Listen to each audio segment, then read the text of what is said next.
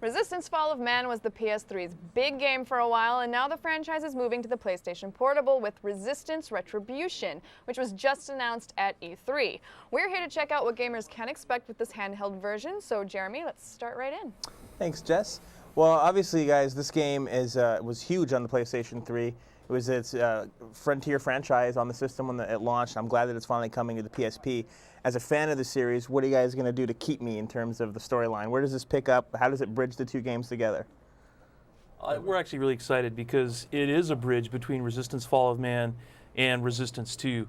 We have chimera types that we share between the two games. You'll see in the demo that we're about to do. You'll see some of the drones that you see in Resistance 2. Plus, we brought back some of our favorites from Fall of Man, like the Titan, the Slip Skull, and the hybrids, of course. Is Nathan actually in this game? Are we following his character as he moves from Resistance 1 to 2? Is it what is the who's the protagonist here? We've actually created a new protagonist. It's an all-new story built from the ground up for the PSP. His name is James Grayson, and he starts his career as a lieutenant in the Royal Marines under Cartwright, but through some unfortunate circumstances, he finds his brother in a conversion center, being converted into a chimera, and he has to kill his own brother. So that's sort of the dramatic moment that sets up the whole story. Cool. Let's check out the game. See what got going on here. Fire it up! There we go. So now you see James Grayson. He's wearing his brother's bomber jacket. That's sort of the icon for our game. And he's fought his way down into this huge chimera conversion facility beneath the city of Bonn. The whole game takes place in the European continent. And in this particular level, Grayson has to find Rain Bouchard, who is a member of the Maquis, the French resistance. Mm-hmm. And he has to fight his way through this vast chimera facility. You see this waterfall off in the distance. That's actually the Rhine River, which has been diverted by the chimera to power this huge facility beneath the city of Bonn.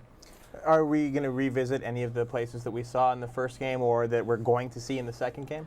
No, these are all new locations that are completely unique to the PSP. What about the setup of the game itself? It looks like now it's a third-person shooter instead of a first-person shooter.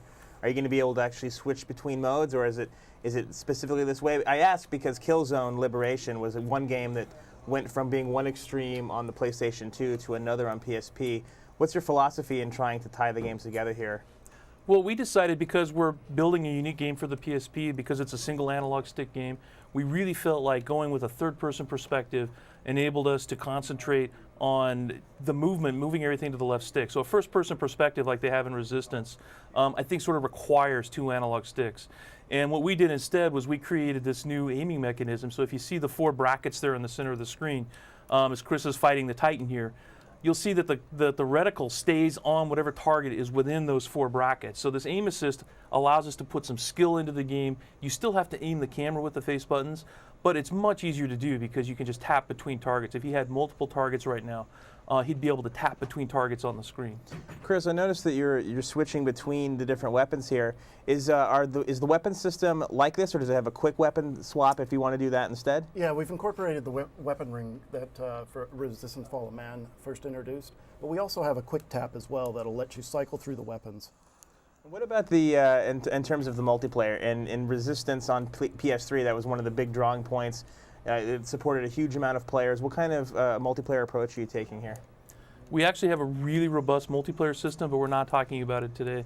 Not at all? No, not even if we say please? You just have to trust What if we gave you My a producers Snickers would bar? kill I us. think I've got a Snickers bar back here. But at least we've confirmed that there is multiplayer. There is so that's multiplayer. good. That's a good Yes. thing.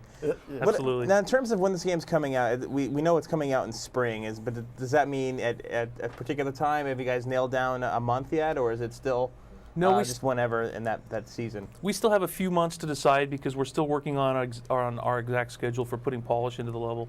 So we want the game to be as good as it can possibly be. Is there going to be any connectivity between this game and Resistance 1 or 2 in terms of maybe using some of the USB port to tie them together? I think that's a really cool idea, and that's also something we're not talking about today. So yes. That's not a denial either. How many different stages do you think we could expect when this is finished? There's actually going to be over 20 levels. That is an exclusive. I haven't told anyone else that. Awesome. Oh, levels. yeah, and I'm not kidding. We will give you candy for that. Right. We have it Excellent. right out there. Yeah, All right, guys, this is really awesome. Thanks so much. PS3 fans have to be happy about getting to play one of their favorite franchises and getting an exclusive. Everyone will be back in just a few.